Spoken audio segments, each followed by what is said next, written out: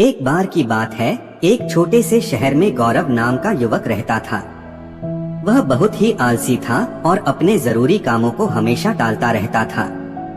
इस आदत के कारण वह अपनी पढ़ाई में अच्छा प्रदर्शन नहीं कर पा रहा था। उसके परिवार वाले हमेशा कहते थे, बेटा समय का मूल्य समझो। जो समय एक बार चला गया वह कभी वापस नहीं आता। लेकिन गौरव हर बार उनकी बातों को नजरअंदाज कर देता था। वह हमेशा सोचता, अभी तो बहुत समय है, बाद में कर लूंगा। वह पढ़ाई करने के लिए शहर चला गया, पर उसकी आदतें वहीं की वहीं रहीं। दिन भर वह दोस्तों के साथ मस्ती करता, मोबाइल पर रील्स देखता और खुद से कहता, कल से मेहनत करूंगा। गौरव के शहर में एक बुजुर्ग व्यक्ति रहते थे जो बहुत ही ज्ञानी, शांत और ईमानदार थे। लोग उनसे मार्गदर्शन लेने आते थे। एक दिन गौरव ने सोचा, शायद वो मेरी मदद कर सकते हैं। वह उनके पास गया। बुजुर्ग व्यक्ति पेड़ के नीचे ध्यान कर रहे थे। गौरव ने नमस्कार किया और बोला, बाबा, मैं जीवन में असफल हो रहा हूँ। मेरे सारे दोस्त मुझसे आगे निकल गए हैं, लेकिन मैं हमेशा पीछे रह जाता हूँ।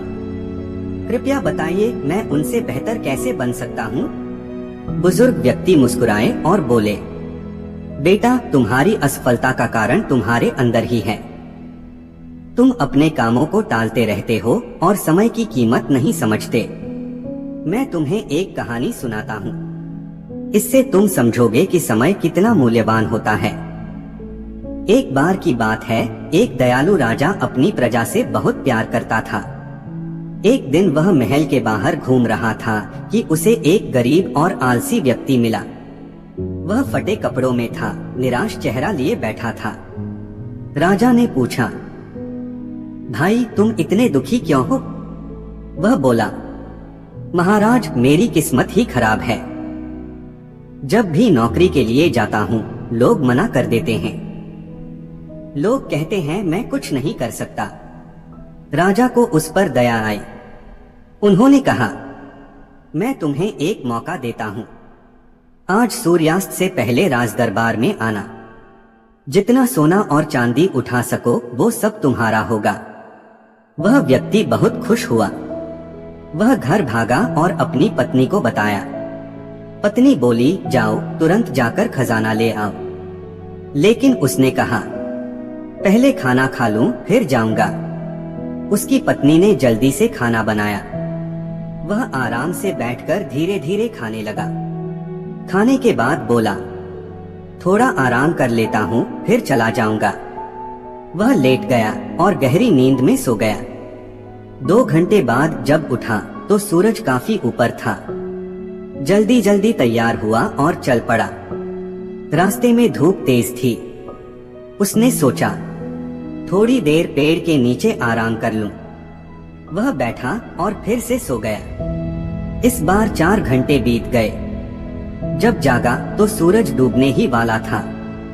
वह दौड़ता हुआ राज दरबार पहुंचा, लेकिन दरवाजे बंद हो चुके थे। राजा जा चुके थे और खजाने का अवसर खो चुका था। वह बैठा रोने लगा। उसे एहसास हुआ कि उसने अपनी आलस और लापरवाही की वजह से जीवन का सबसे बड़ा अवसर खो दिया था। कहानी खत्म करके बुजुर्ग व्यक्ति ने गौरव की ओर देखा और बोले, देखो बेटा, वह आदमी और तुम दोनों में कोई फर्क नहीं है। जब तक तुम समय की कदर नहीं करोगे, सफलता तुमसे दूर रहेगी। गौरव चुप हो गया।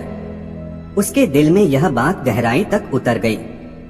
उसे एहसास हुआ कि वह भी अपने जीवन का सबसे बड़ा खजाना समय बर्बाद कर रहा था।